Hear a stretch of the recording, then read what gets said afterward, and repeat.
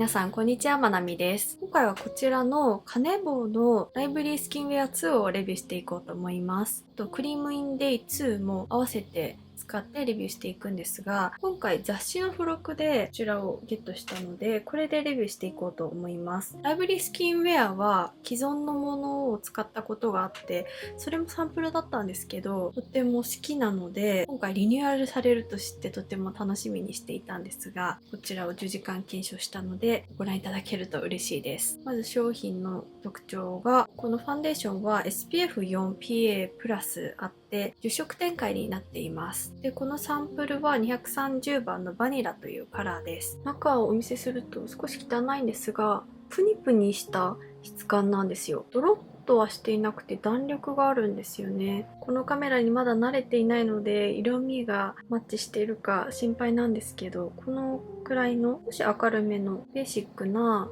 ピンク味はそんなにない色味かなと思います。おそらく香料は入っていると思います。でもそんなに強くないです。カバーするほどに素肌を美しく引き立てる進化したライブリースキンテクノロジーを採用していて、以前のものと比較すると多くの光を塗膜に取り込み、より鮮やかに美しく発色するようになったそうです。なので少しカバー力が上がったっていう感じですかね。カバー素材の顔料で素肌を隠蔽しながらカバーするのではなく、光拡散性がアップした新カラーオイルと一塗りで厚膜を形成する新透明ジェルの掛け合わせによるアプローチ、塗膜構造がより強化され、美しい色、ツヤに加えみずみずしさまでをもキープする仕上がり、コンシーラー、フェイスパウダーなしでも美しい仕上がりが持続しますと書いてあります。あとこの商品はですね、角層機能の未熟な胎児の肌を劇的な環境の変化による乾燥から守る耐震に着想を得て開発した防水性を持つ脂質成分を含む複合保湿成分配合ということで、潤いをキープして肌を守ってくれるような成分が配合されています。なので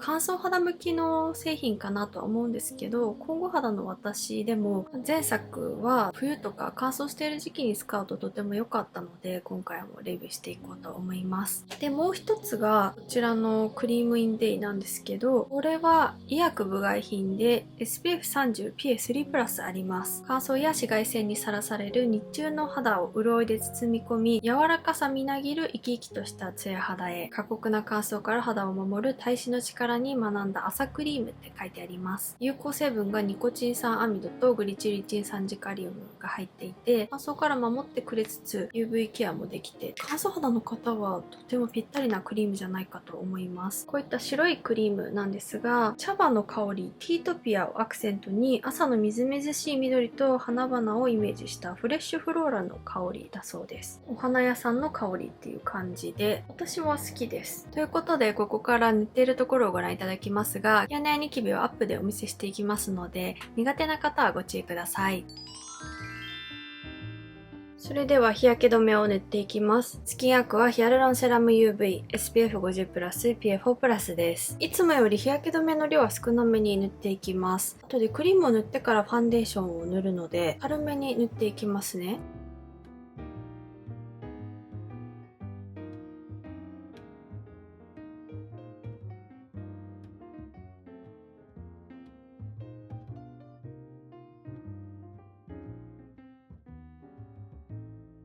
クリームを塗っていきます。このクリームも少しだけ塗っていきます。このファンデーション、私の肌だと秋冬用っていう感じで、乾燥から肌を守ってくれるようなタイプの下地とファンデーションなので、今の季節に使うには少し重いんですよね。ただ検証してみたいので本日塗っております。毛穴の黒ずみとか赤みが隠れたりするっていうことはないです。ただ塗ることによって肌が保護される感じはあるので、肌が乾燥している時とか少し敏感だなって感じる時に使うととてもいいクリームだなって思います。ちょっと半眼ずつ比較するの忘れてしまったんですが、特に補正してくれるとかはないので、このまま塗っていきますね。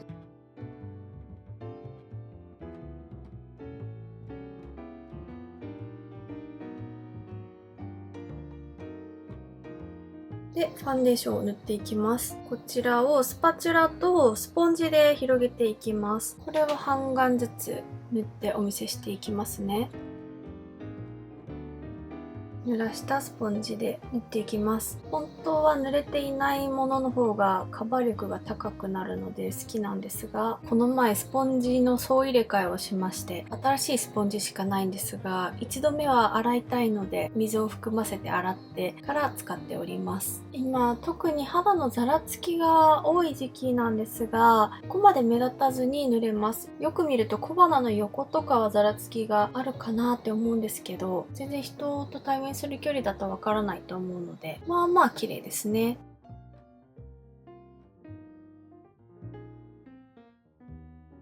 前回塗った時もカバー力はあまり高くないなって感じたんですが、今回もそんなに高いなとは感じていないので、同じぐらいじゃないかなと思うんですけど、両方お持ちの方いらっしゃいますか？多少はカバー力が上がっているんでしょうか？クリームタイプで広げやすいので、急いで塗らないと固まってしまうとかっていうのはないので、そこは塗りやすいかなと思います。左側だけに塗ってみました。アップでお見せするとこのような感じで、かなりナチュラルなのがわかるかなと思います。最近また一日中を通してずっと顔がかゆいってことはないんですけど、たまにかゆい、なんかムズムズする感じがあるので、ちょっと赤みとかも出たりしているんですけど、そういうのは全然見えていて、カバー力はローカバレッジだなって思います。私の感覚で言うとすっぴんを少し綺麗に見せてくれている感じ。ただ本当にローカバレッジのものと比べるとカバーはされていますが、ファンデーションをのせているっていう感覚はあまりないかなと思います。あと頬と鼻なんですけど、塗っていない方と塗った方で、この辺りの赤みとかは隠れていますし、黒ずみは薄くしてくれている感じで、ところどころ見えてはいます。ナチュラルに綺麗に見せてくれているっていう感じで、このツヤ感もですね、私は秋冬にこのツヤだとすごい綺麗だなって思うんですけど、こんな感じで肌をみずみずしく見せてくれます。で、先ほどもお伝えしたように少しパサつきが出てしまっている部分がここなんですけど、まあ人と対面する距離であればわからないと思うので、そんなに気になりません。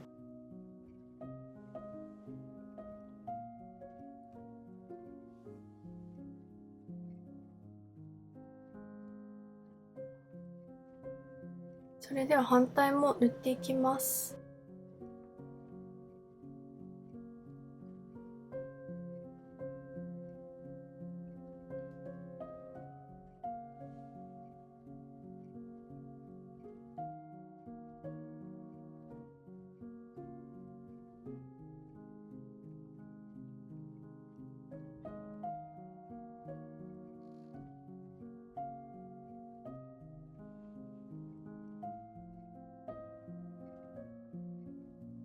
両方とも塗り終えました。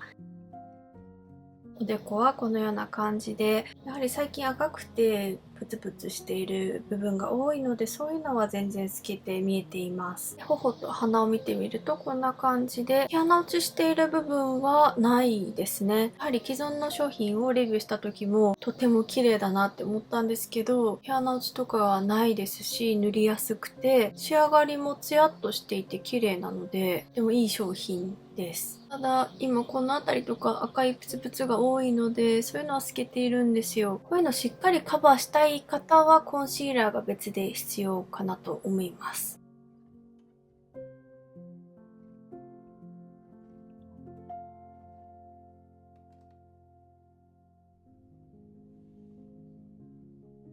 それではパウダーを塗っていきます。シャネルのプードルユニベルセルリーブレーヌ10番です。白色のパウダーを全体に塗っていこうかと思います。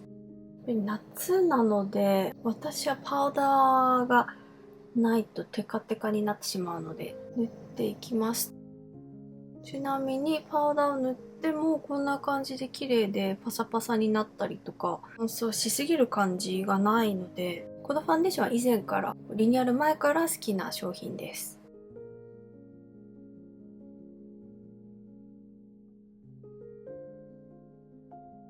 パウダーを塗り終えました。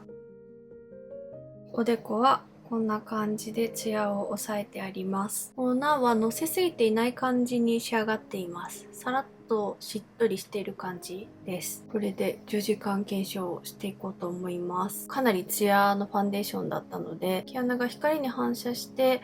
目立っていましたが、パウダーを塗ったことによってそれがなくなっているので、私は絶対に秋冬でもパウダーは必須かなって思います。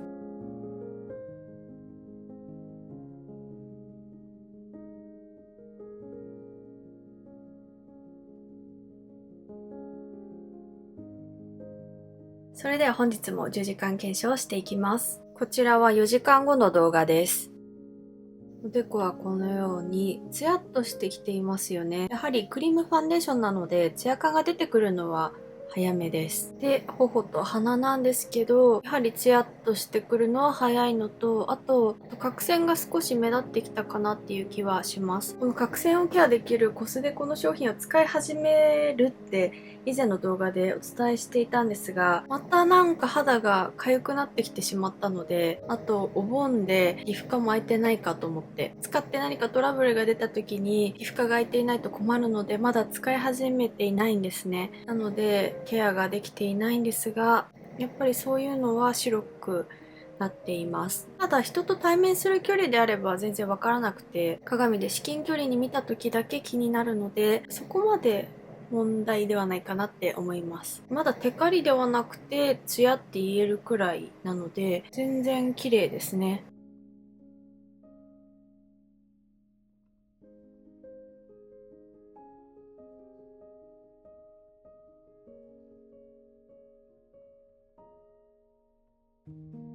こちら7時間後の動画です。おでこはこのようにツヤ感は増していて、少しテカっているかなっていう気がします。でもパウダーで押さえてしまえばまた綺麗になりそうですね。頬と鼻なんですけど、特に毛穴落ちはなく、この辺りのテカリとかが増しているくらいで、汚く崩れたりっていうのはないです。ただ鼻はかなりテカっていますが、それくらいですね。私の肌でも崩れ方は汚くないので、使いやすい方のファンデーションです。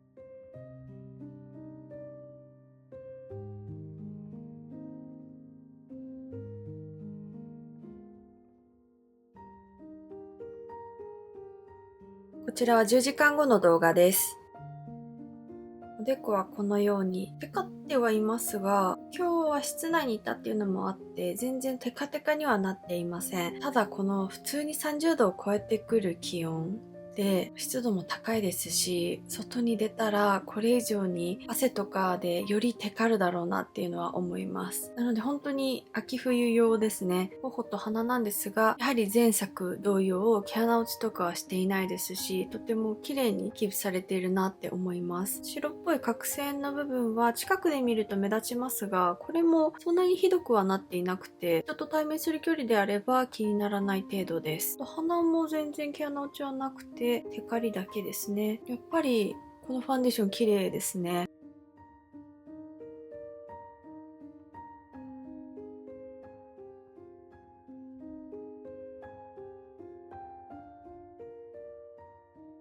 それではティッシュオフをしていきます。このファンデーションは皮脂を取るだけでもかなり綺麗になるんですよ。そこは前作と同じですね。私はこれくらいであれば全然メイク直しは必要ないなと感じているので、秋冬に使えばそんなにメイク直しが大変っていうファンデーションではないです。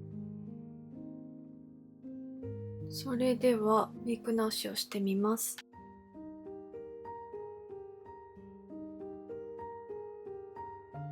前回メイク直しした時はかなり綺麗に直せましたが、今回は毛穴落ちしてしまいますね。やはり口コミを見てみるとカバー力が上がったっていうコメントがあったので、もしかしたらそれが原因かもしれませんが、メイク直しは前作の方がしやすかったです。ただ先ほどもお伝えした通り、ティッシュオフだけで綺麗になるので、私はファンデーションの塗り足しは必要ないかなと思います。全然おでことかは直す必要がないなと思ったので、頬だけ直しましたが、特にこちらは毛穴落ちしてしまいましたが、これはもしかしたらパウダーが落ちているっていう可能性もありますね。白いパウダーを使っているので、それが落ちているのかもしれません。ただこちらの方が綺麗ですね。ファンデーションを上に塗ってパフで広げるというよりは、手に出してパフにつけてからそれをポンポンと塗って重ねるくらいがいいかなと思います。メイク直しをしなくても綺麗なファンデーションなので、個人的にはおすすめです。